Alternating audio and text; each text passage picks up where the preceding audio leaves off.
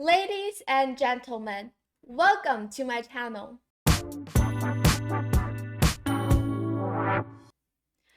Today we're going to be taking a look at the 2025 the Grenke Chess Festival.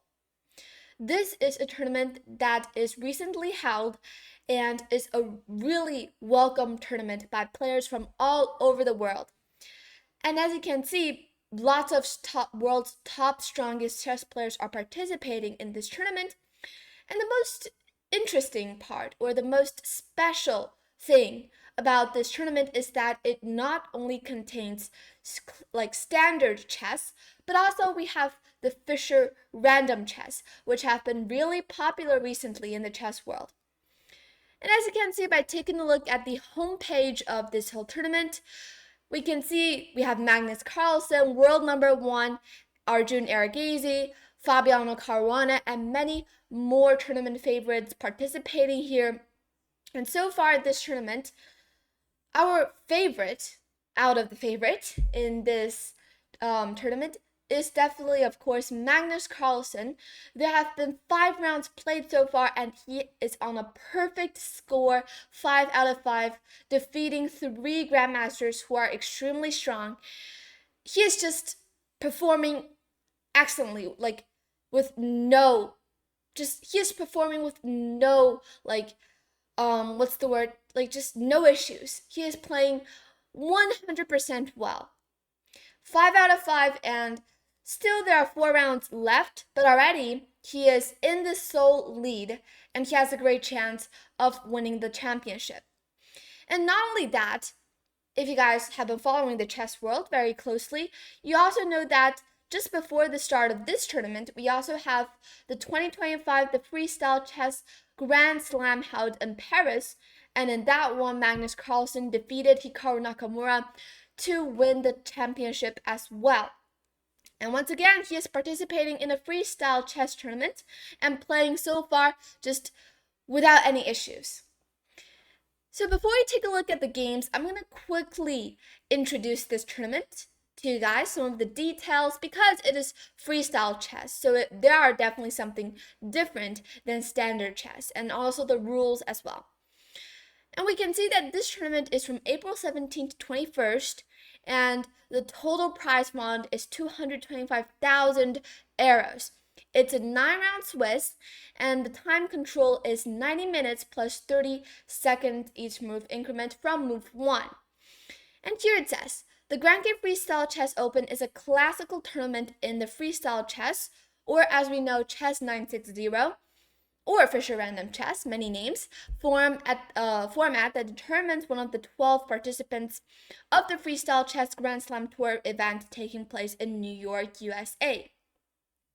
So this is a tournament that is very important for all of these players.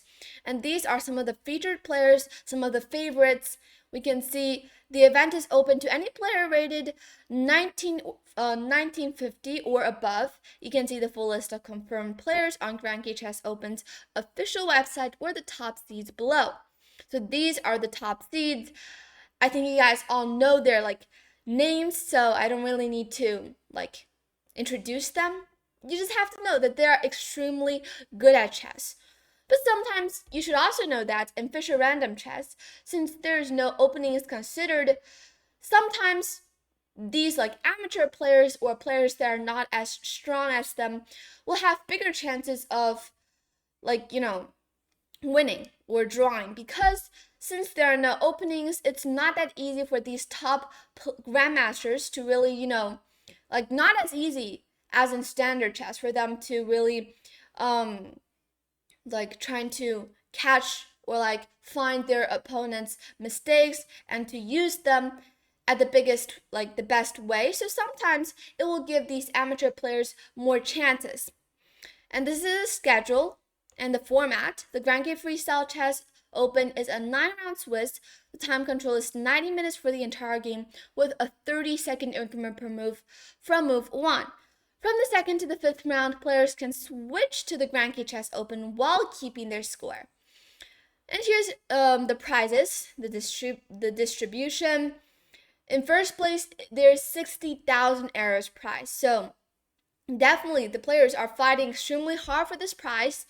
And also Freestyle Grand Slam Tour points. Players can also earn Freestyle Chess Grand Slam Tour points for their final standings on the Grenke Freestyle Chess Open. And the location here is taking place at the, I'm not sure how to pronounce this, but you just have to know, in Germany, and it's a beautiful place. So, as we said, Magnus Carlsen is taking a sole lead right now, 5 out of 5, a perfect score. And today in this video, I'm going to show you guys 3 games that he had played. These 3 games where he is facing against 3 very strong grandmasters. In the first round, he is playing against a person who is has no title, so he won that game pretty fast and easily. And in the second game, he is playing against an international master. But today, I'm just going to be covering the games where he is playing against grandmasters. And in this very first game that I'm going to show you guys, he is with the white pieces, playing against Grandmaster Nils Grandelius, who is actually a very strong grandmaster, if you guys don't know, from Sweden. And yeah, and as we can see by looking at the pieces on the very last rank, we know that, okay, this is Fischer Random Chess, no openings. And first of all, let's take a look at the pieces, where they are placed at and how to really play in these kinds of positions. So first of all, we see that these 2 rooks, the king has to be between the 2 rooks. This is the rule. And the knights are together, the bishops are together. So this position actually looks quite in a pattern. And we see the queen is looking directly on this big diagonal. So in the game, Magnus decides to start playing on the king side by playing this move h4, which is the second best option. And here in the game, his opponent played e5. This move, very first move, was given a question mark, but actually, I think it's best for black to prevent white from pushing further up the board and to play h5. And probably that is why e5 is a mistake, because it simply allows white to keep on pushing the pawn further, h5, and now black played h6. And here b4 was played, so Magnus is opening up his queen's diagonal. Here we have the move d6, but actually, as we can see, black is somehow just playing in a very strange way, as we can see. So these pieces are somehow, uncoordinated so far. And for Magnus, he is not really developing his pieces yet, but instead he has just been playing all 4 pawn moves in the opening's first 4, in this game's first 4 moves, and gaining a ton of space on the queen side and the king side. And here Nils played, Magnus played c4 and Nils played f5. Finally, opening up these diagonals of the bishops and gaining some space on the king side. Here, Magnus developed this knight with knight c3, but actually what he should have played is to keep on pushing the pawns and play this d4 move, trying to break open in the center of the board. And here, for black, it's not good to take on d4, because after queen takes d4, black can, black is somehow, even though you do have this bishop f6 idea, but of course there's queen d5, and it's, at least as you can see right now, it's not that easy for black to develop his pieces. And bishop f7, but after something like knight c3, white will be developing really easily. And as you know, Magnus, especially in Fischer Random Chess, he always loves to bring his queen out very early in the opening, and it's best for you to not allow that. So that is why actually in the game, Magnus should have followed his habit and played d4 to bring his king out early, but instead he played knight c3. Not a big deal actually. Bishop f7 here, attacking the c4 pawn, and here d3 was played to defend. c6, e3, a5, trying to put some pressure on the queenside pawns, and here Magnus played b5 to close up the pawns on the queen side. Bishop b6 was played. So actually right now both sides are just developing their pieces very normally. And here, Magnus played bishop e2, which is considered as a mistake here, because it will lead to a problem like how to develop this knight. And it is much better for white to play something like like knight 3e2, which is considered here. And the idea behind this move is simple: to develop this bishop to the c3 square, and at some point this bishop to b3. Sorry, that's a okay, to b3, and then prepare for this d4 move. And this knight can in the future go to d3. It's also even fine here for you to play, like knight e2 here. But the bishop just doesn't like play a huge role on e2 because it is simply blocked inside its own pawn chains. It's simply looking directly at a pawn wall. And in the game here, black played knight e7, developing his pieces easily. And here we have the move knight b3. Knight c5 was played. This is a big mistake here considered. And it's actually best for black to play rook e8 and prepare for short castle. And as we can see, black is actually having a really comfortable pawn structure in the center of the board. And if black gets his king to safety and gets the rook out, it will be a very easy position for black to play. So it's not the best, it's not a great idea for black right now to offer a trade of knights, which was played in the game knight c5, and here after takes, bishop takes c5. And as we know, white is having a trouble developing his pieces, but now you're offering a trade of like knights. It somehow helps white. Here Magnus played queen d1, maneuvering his queen, trying to prepare for d4. I mean, it was given a mistake, like a question mark here, but there's no like huge reasons to tell like why is this a mistake. I mean, I'm not even sure why is it a mistake. In the game, queen a7 was played. Maybe it was a mistake because it's too easy for black to prevent white's idea of pushing d4. But I think the queen is staying much better here, like more active and useful than compared on a1. So I think it's a move that is pretty logical, but might not be understandable by the engine. And in the game here, rook h4 was played. So Magnus is actually very desperate to push d4. But actually d4 so far right now is quite unstoppable. And here after bishop b6, Magnus successfully pushed d4. And here in the game, rook d8 was played by black. So putting this rook on this file and putting some pressure on the queen. And at some point, if white opens up, black can gain a tempo by attacking the queen first. And that is exactly what happened in the game. And after d takes e5, the rook is now attacking the d1 queen. The queen goes to c2, putting some pressure on the f5 pawn, and here short castle. Knight b1 was played by Magnus, so his idea was to maneuver his pieces. For example, like knight d2, knight f3, this might be his idea. And also he is simply preparing for c5 ideas in the future. In the game, f4 was played by black, so sacrificing a pawn, or so it seems, and trying to close up this rank of this rook. e4 was played. And actually, it is completely fine for white to take on f4 as well. And after, e takes f4 is actually considered as a mistake here, because white doesn't really need to take on f4, because there's bishop c7 to attack it, but it's much better for white to play bishop c3 here to develop this bishop and gain full control of this diagonal, even though white has sacrificed a pawn here, but white definitely gets to activate his pieces and the compensation is worth it. So in the game here, Magnus, however, instead played e4, which is also possible, but e takes f4, the move that I've just mentioned, is also playable. And in the game here, bishop d4 was played. Knight d2, developing the knight, c5, closing up the position more, knight f3, b6, and as you can see, the pawn structure is just completely fixed on the queen side, all through in the center of the board. So the only way for white to create counterplay is by doing something on the king side. Bishop c3 first, trying to get rid of this really annoying bishop on d4, and after queen c7, defending the e5 pawn, because if you ignore it, white is actually threatening to take on e5 on the very next move.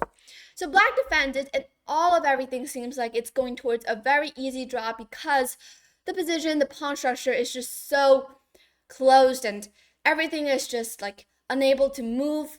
But after rook c1, Magnus is still trying to create counterplay, and the idea here is that he is now threatening to take on d4, and if black takes with the c pawn, he can now push c5. So this is some of his ideas of playing rook c1, and g5 was played in the game. Magnus took with en passant, because if he ignores it and plays something like rook h1, then not only it will allow black to push g4 in the future, but also the position is now closed more, and the h5 pawn is also becoming a very huge weakness. So basically white needs to take, and after knight takes g6, attacking the rook, Magnus play rook h5. If he takes on h6, then after king g7, even though white is now up a pawn, but the h file is now opened, and black can of course gain a lot of counterplay, and it's actually not that clear if it's actually like good or bad to keep the h6 pawn on this h file, because it also like blockades the h file for black to attack. So rook h5 was played instead, putting some pressure on the e5 pawn here, king g7. Finally, Magnus took on d4, and here, of course, black takes with the e pawn. Because if you take with the c pawn, once again, there's c5 ideas coming, and white can create some counterplay.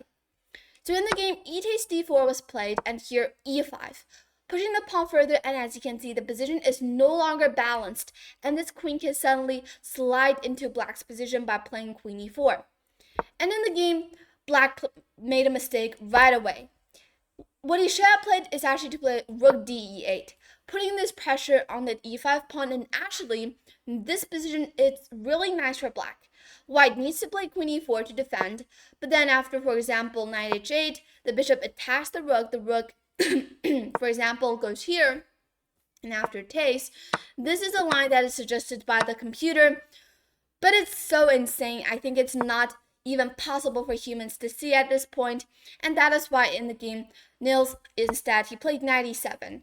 Very logical reply, trying to attack the rook, but here after rook h4, he played knight g6 back, offering a repetition. Magnus, definitely he is not going for a draw, he just wanted to add some time maybe.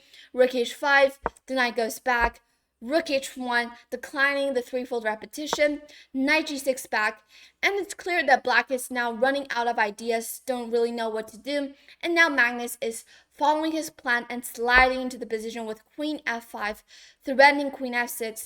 The bishop takes on c4, and it looks like this is a discovered attack, but simply black just overlooked white's winning idea with queen h5, and here after bishop takes e2, even though Magnus sacrificed a bishop and a pawn, but after queen takes h6, king goes back, he wins back the piece, because if you play king f7, there's queen h7 to win the queen, so definitely black needs to play king g8, but give back the knight, and after queen g7, blockading the check, but simply here, queen e6 was played check first, rook s7 block, and here, rook h6, a brilliant move, threatening rook g6 to win the queen, and black is forced to play bishop d3 to prevent rook g6, but now queen b6 was played.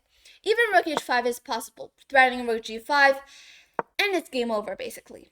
Queen b6, rook f8, rook takes c5, Magnus is now up 2 pawns, and basically it is game over. It's also worth noting is that black can't really take here because it makes no difference. White can just simply take, and rook g6 is unstoppable. So after rook b7, Magnus played queen takes d4 up another pawn, and after bishop takes c6, he played queen c4. And after queen f7, e6 was played.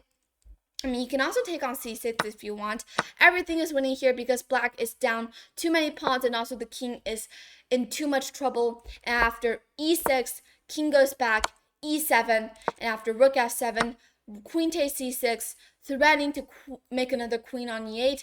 And then after a couple of more moves here, rook g7, queen e6, rook f7, knight e5, and f3 here, knight g6. With that, black resigned because rook h8, maiden 1 is coming, and also if you take, then after rook g6, it is basically game over because white is now forcing mate and also promoting.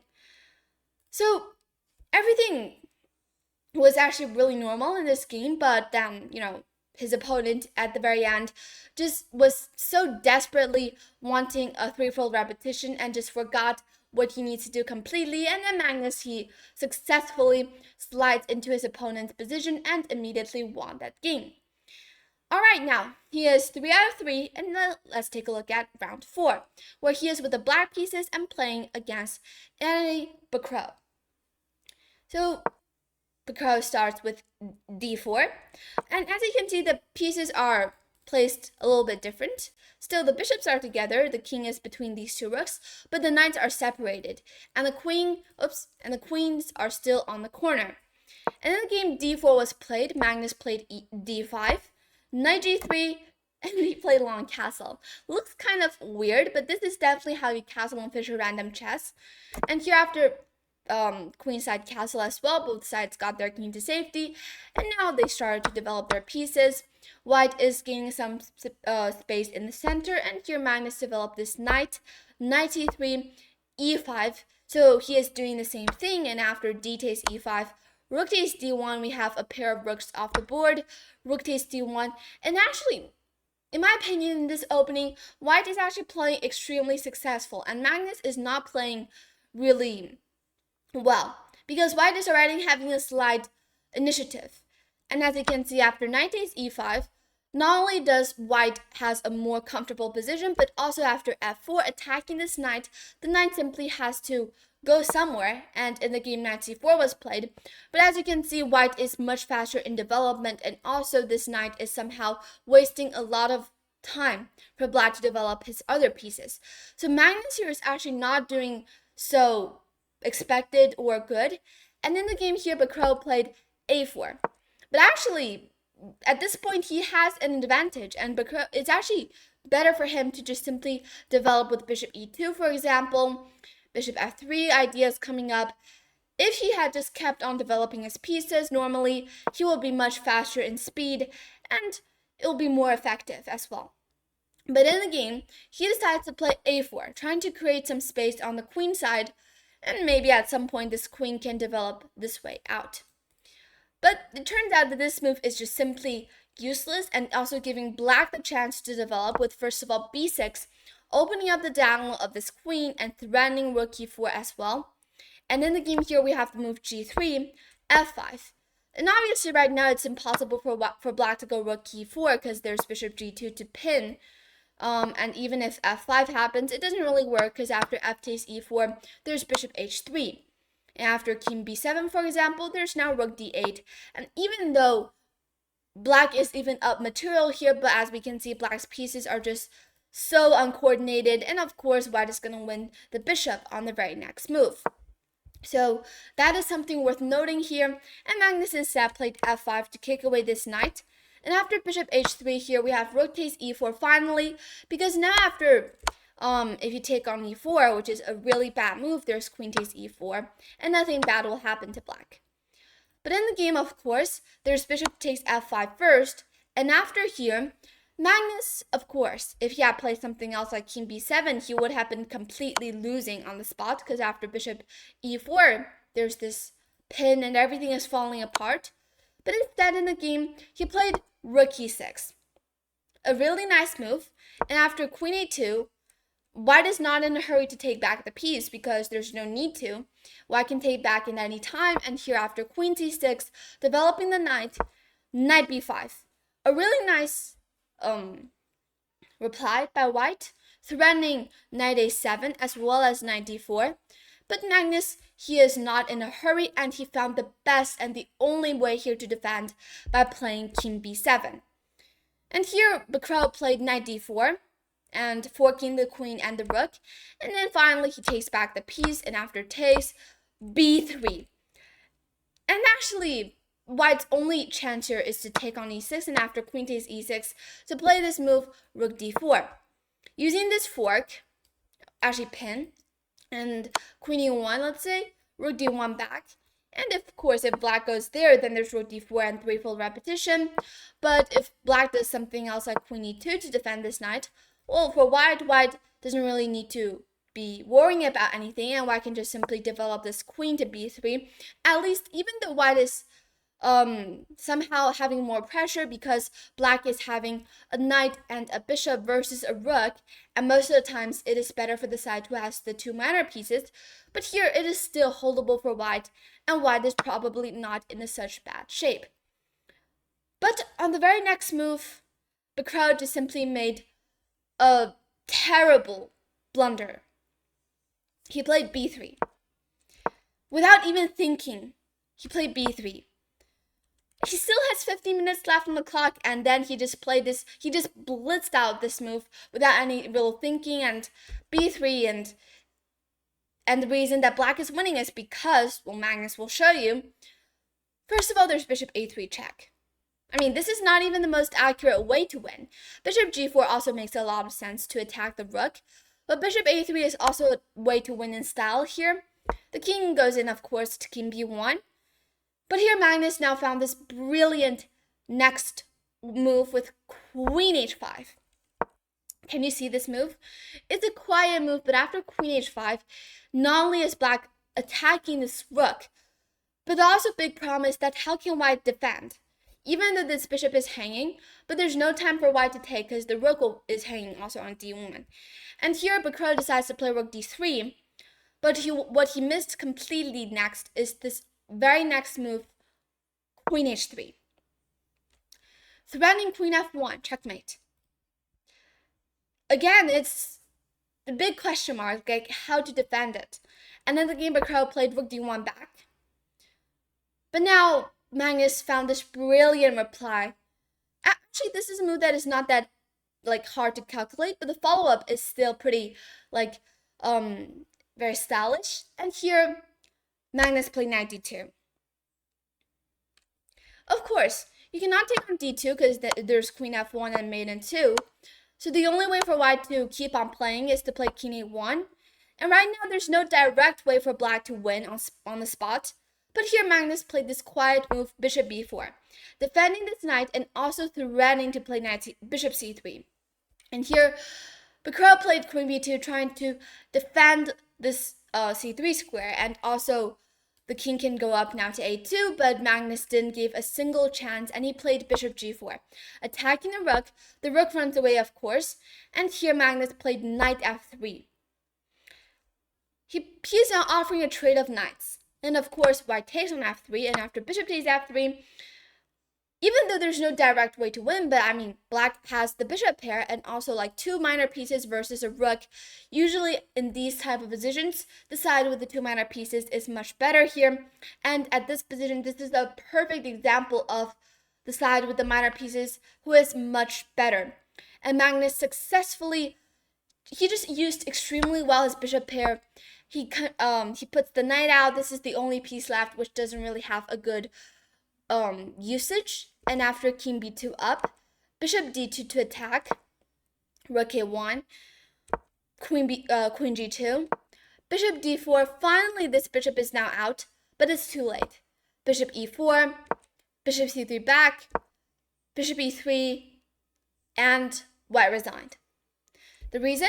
The reason is that queen c2 is coming.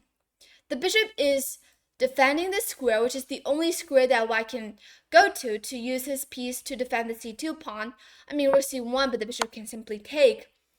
But if white doesn't defend the c2 pawn, then it's game over. Because if you play king a3, queen takes c2, it's mate in 6 here, given by the computer. Mate in 6. And of course, white definitely saw that and resigned here. And what a beautiful win. I mean, can you just see this idea of going bishop a3? This is a move that is really obvious, but can you see queen h5 and then queen h3 and then knight d2 and then bishop b4? I mean, most of them are quiet moves, but sometimes these quiet moves are the moves that are the most deadliest. So round 4, another beautiful win by Magnus, and now let's jump into round 5, where he is playing against Viktor Mikhalevski. So Magnus is with the white pieces. This time, the pieces who are placed on the last rank are somehow more in a more close to the standard position. You see the rook, the knight, and the bishop are at least where they should be. And here the rook and the knight are on different squares, and the king and the queen are also on different squares. Other than that, the position is quite normal compared to the first 2 positions we just saw. Magnus, who is with the white pieces, starts with e4. e5, bishop c4, the Italian. Well, this is definitely not the Italian, but, in the standard chess position, this is the Italian. e4, e5, bishop c4. But here, bishop c5, mirror chess, black is playing the exact same thing. d3, queen e7 going up with the queen, and here knight c3 developing the knight. Actually, the opening is really normal. D takes c5, a4. Magnus is trying to gain a lot of space on the queen side. a4 is a move that is very necessary to prevent black from playing b5, and here black played knight g6 to develop the knight. Even though, as we can see by taking a look at the eval bar right now, white is actually having a small advantage, but you know, in like Fischer random chess, these kinds of small advantages are really insignificant, like really small. Magnus played queen e3, so activating his queen, putting some pressure on the c5 pawn, and also maybe his idea is to start launching some kingside attacks. That's his idea, for example. Bishop e6, bishop takes e6, and here black took with the f pawn. This is a very interesting idea, opening up this f file, even though black has two double pawns, but actually these two pair of pawns are extremely powerful, gaining control of these important squares and making it really hard for white's two knights to jump into any of these weak squares that black might have if black doesn't have these pawns defending. And in the game, Magnus played f3, fixing improving his pawn structure as well. Knight a6, knight f1, maneuvering his knight, c4. So black is actually using the fact that Magnus has not castled yet, and he is launching an attack in the center immediately. Magnus says, fine, I'm just going to take it. It's a free pawn, why not? Rook a d8 check, but here white can simply block with knight d2. Queen b4, threatening the b2 pawn.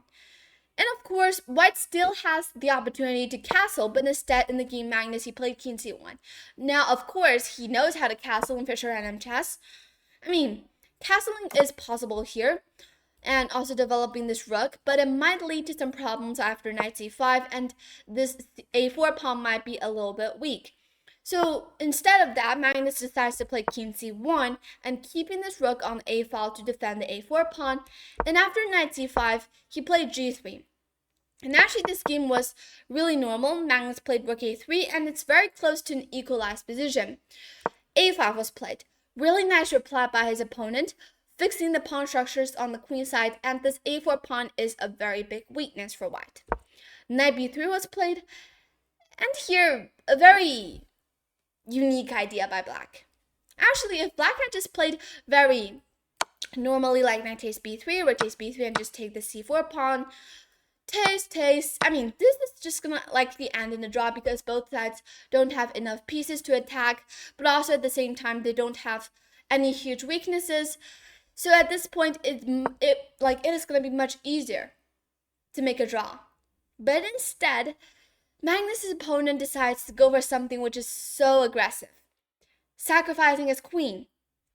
Queen takes c3. B takes c3, of course, because if you take on c3, then, oops, rook d1, mate in 1. But after b takes c3, rook d1, even though, black did gain some material back, but after king b2, even though at first sight, black might thought that his compensation for the lost material is that white's pieces are somehow a little bit passive.